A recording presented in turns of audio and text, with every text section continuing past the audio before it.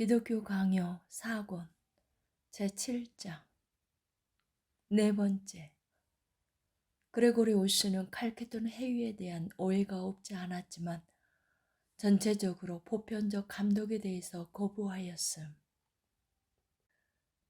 그레고리 오스 시대에 이르기까지는 보편적 감독이라는 칭호에 대한 논란이 없었다. 그 싸움에 촉발된 것은 콘스탄티노플스의 요하네스에 의해서였다. 그는 스스로 보편적이 되고자 시도하였다. 이전에는 그 누구도 그렇게 한 적이 없었다.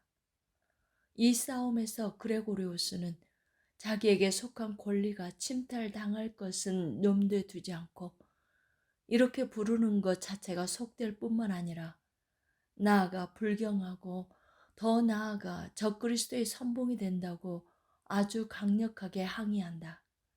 그는 다음과 같이 말한다.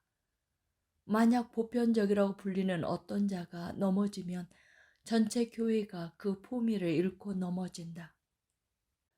또한 우리의 형제이자 동료인 감독에게 유일한 감독이라는 이름을 취하도록 하는 것은 다른 모든 감독을 경멸하기에 참기 어려울 정도로 슬픈 일이다. 이러한 교만은 이미 적그리스도의 시대가 바로 옆에 가까이 왔다는 것을 의미하는 것이 아니면 무엇이겠는가? 이 이름을 지니게 된 자는 자기와 함께한 천사들을 배척하고 홀로 최고의 꼭대기에 오르려고 했던 자를 닮아가고 있음이 분명하다. 알렉산드리아의 에우로기우스와 안디옥의 아타나시우스에게 쓴 그레고리우스의 다른 편지에는 다음과 같이 적혀 있다. 나의 선임자 중에 그 누구도 이 속된 말을 사용하기를 원치 않았다. 진정 한 명의 총대 감독이 보편적이라고 불리게 되면 나머지 모든 사람에게서 총대 감독이라는 이름을 빼앗는 것이 될 것이다. 만약 자기 형제들의 영예에 해를 끼치면서까지 자기의 유익만을 구하는 자가 있다면 그에게는 그리스도인의 마음이 결여되었다고 여기도록 하자. 이 사악한 말에 동의하는 것은 믿음을 파괴하는 것에 못지않다. 우리가 믿음의 하나됨을 지켜가야 한다는 것과 스스로 높아지고자 하는 마음을 억눌러야 한다는 것과는 서로 다른 문제이다.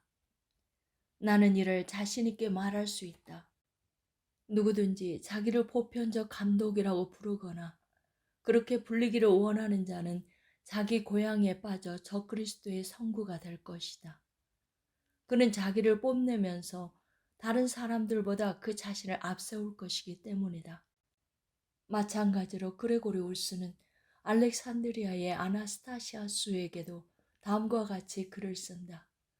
내가 말했듯이 그런 사람은 첫 번째 배교자가 발명해낸 미신적이고 거만한 말에 자기의 교만을 실어 나르는 버릇을 고치지 아니하면 우리와 평화를 누릴 수 없다.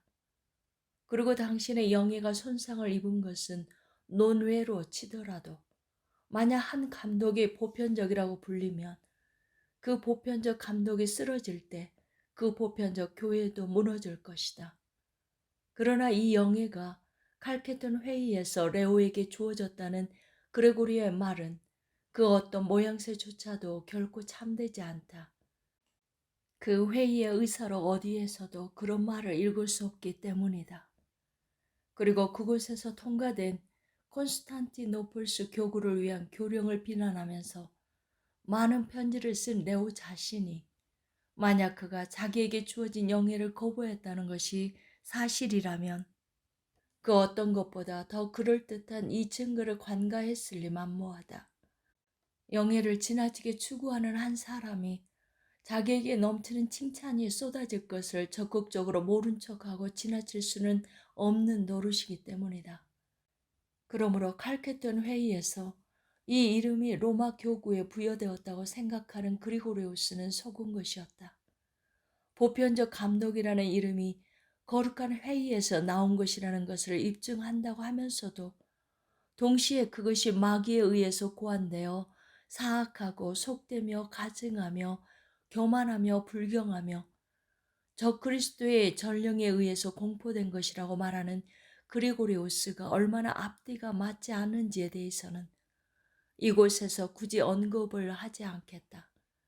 그럼에도 불구하고 그레고리오스는 자기의 전임자가 이를 거부한 것은 어떤 것이 한 감독에게 배타적으로 주어지면 나머지 모든 감독은 자기들에게 마땅히 돌려줘야 할 영예를 빼앗기게 된다고 여겼기 때문이라고 부연한다. 여기에 그의 또 다른 말이 있다. 아무도 그러한 이름으로 칭함을 받기를 원치 않았다.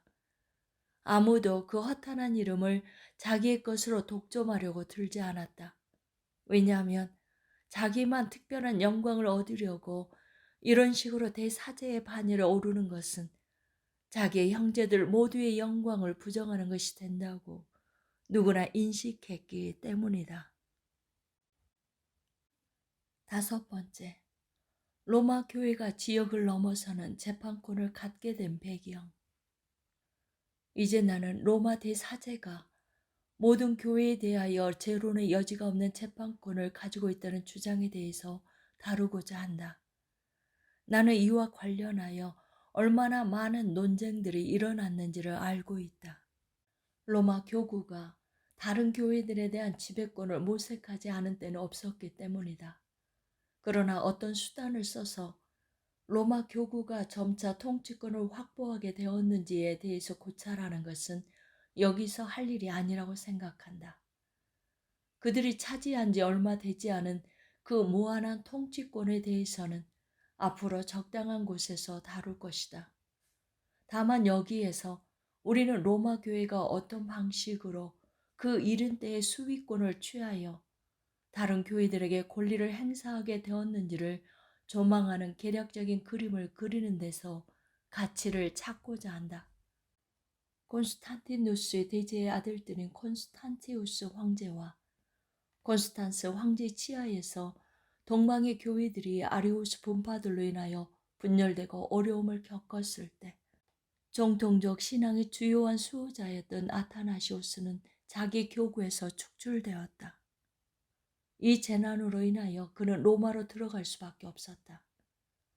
로마 교구의 권위에 의해서 자기를 박해하는 적들의 광포함을 억제시키고 그곳에서 고난을 겪고 있는 경건한 자들이 확고한 신념을 가질 수 있을 것이라고 믿었기 때문이다. 그는 그 당시에 감독 율리우스의 정정한 영접을 받았으며 자기의 명분에 대한 변증을 서방의 감독들이 받아들이도록 할 수 있었다.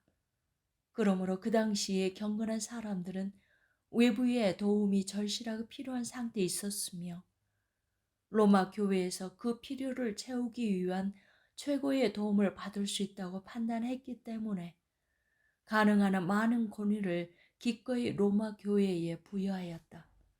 진정 이와 관련하여 그들이 전체적으로 주안점을 둔 것은 다름 아닌 로마 교회와의 교제에 있었다. 그들은 로마 교회로부터 끊어지는 것을 수치스럽게 생각했다는 점이다. 이후에 악하고 불순한 자들이 로마 교회에 많은 것들을 덧붙였다. 그들은 합법적인 재판을 피하려고 그곳을 피난처로 삼아서 숨어들었다.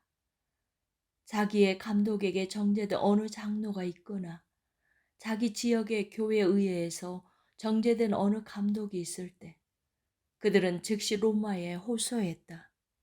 그러면 로마 감독들은 그 탄원들을 그 무엇보다도 더 열렬하게 특별히 받아들여서 해결하려고 들었다. 멀리 그리고 광범위하게 여러 일에 간섭하는 것이 특별한 권세를 드러내는 모습이 될 것이라고 여겼기 때문이다. 그리하여 유티게스는 콘스탄티노플스의 감독 플라비아누스의 정죄를 받게 되자 자기에게 불의가 행해졌다고 레오에게 불평하였다. 레오는 지체 없이 급하다 못해 무분별하게 이렇듯 악한 명분에 손을 들어주었으니 마치 플라비아누스가 일의 전말에 대해서 들어보지도 않고 죄 없는 한 사람을 정죄하기라도 한 것 마냥 아주 우려가 될 정도의 비난을 퍼부었다. 이러한 그의 야심이 성공해서 유티켓의 불경건이 잠시나마 정당한 것으로 인정받을 수 있었던 것이다. 이 일이 아프리카에서도 종종 있었음이 분명하다. 어떤 악한이 정상적인 재판을 받아야 하는 절차에 들어가게 되면 즉시 로마로 도망쳐서 자기 나라 사람들에 대한 온갖 중상을 쌓아 올렸다. 이 단계가 되면 로마 교구는 언제나 여기에 개입할 준비가 되어 있었다. 이런 무분별함 때문에 아프리카 감독들은 출교 형벌 아래에 있는 사람은 그 누구도 해외에 호소할 수 없다는 교령을 만들 수밖에 없게 되었다. 6번째, 첫째, 로마 감독의 임명권은 다른 모든 감독과 다를 바 없이 자기 관구에 국한되었음. 사정이 어떠했든지 우리는 로마 교구가 당시에 가지고 있었던 권리 혹은 권세에 대해서 살펴보도록 하자. 교회의 권세는 감독들 임명, 교회의 회의 소집, 상수에 대한 신문이나 재판권, 징벌적인 충고나 견책, 이 4가지 항목으로 구성된다. 고대에 있었던 모든 교회 회의는 감독들이 자기들이 속한 지역의 수도 대감독들에 의해서 임명되도록 명령한다.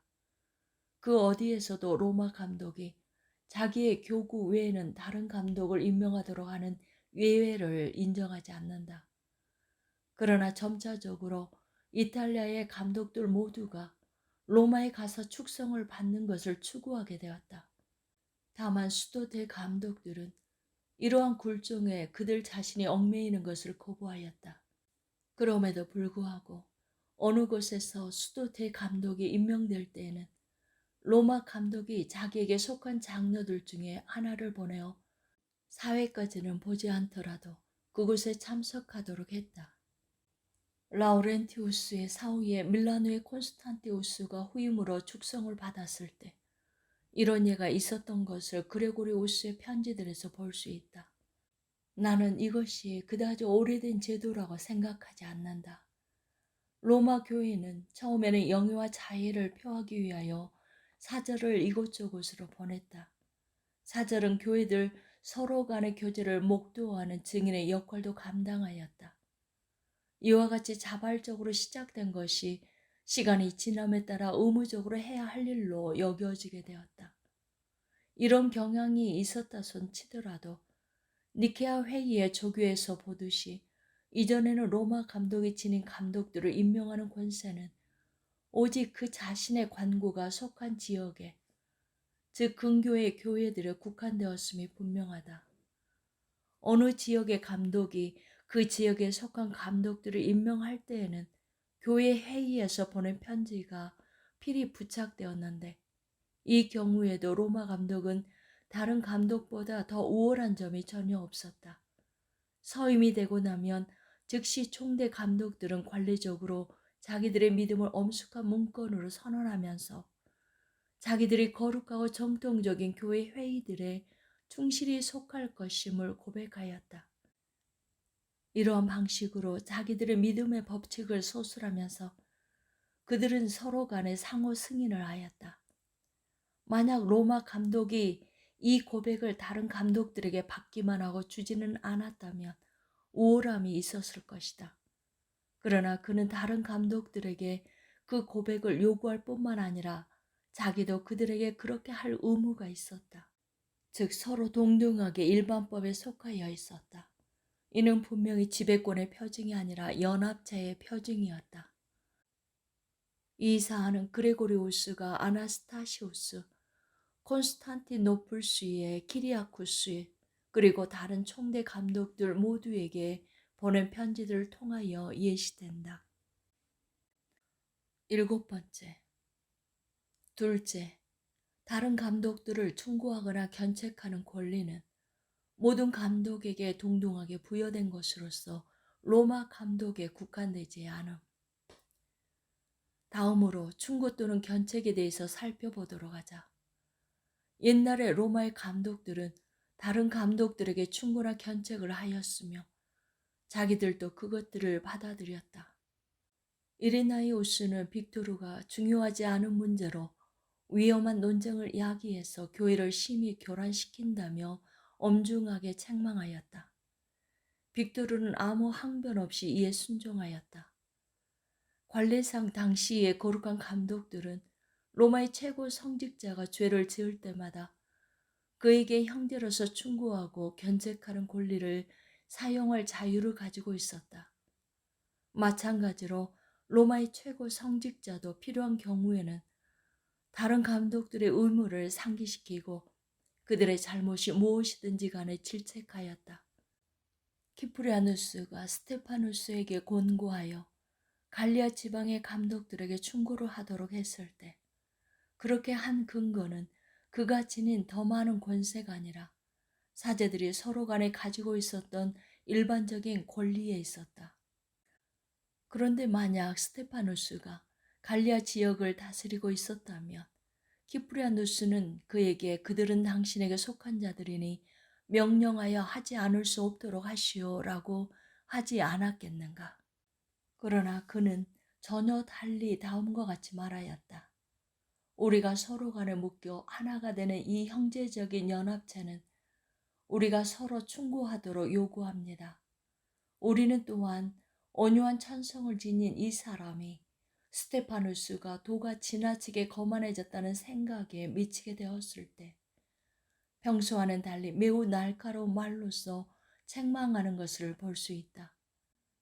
그러므로 이에 비추어 보아 우리는 로마 감독에게 부여된 재판권은 다른 감독의 경우와 다를 바 없이 다른 지역에 속한 사람들에게 미치지 않았음을 추측할 수 있다.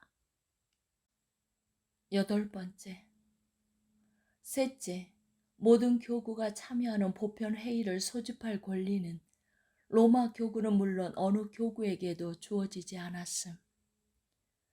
교회 회의를 수집하는 것과 관련해서 정해진 시간에 지역 회의에 모이도록 소환하는 것은 수도 대감독의 직분에 속하였다.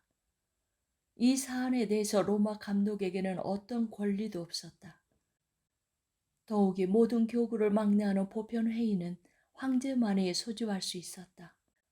만약 감독들 중에 어느 하나가 이를 하려고 시도했다면 그의 지역 바깥에 있는 감독들은 그 소환에 아무 관심도 보이지 않았을 것이며 도리어 즉시 소요를 일으켰을 것이다. 소크라테스의 글을 보면 율리우스는 안디옥 회의가 있을 때 동방의 감독들이 자기를 부르지 않았다고 그들과 다투었다. 무슨 일이든지 로마 대사제가 먼저 듣고 양심상 분별을 한 후에 결정하는 것이 교회법에 부당하다는 취지에서였다. 그러나 이것이 어느 한 교회가 아니라 전체 교회가 기속되는 교령들에 관계된다는 것을 모르는 사람이 누가 있겠는가.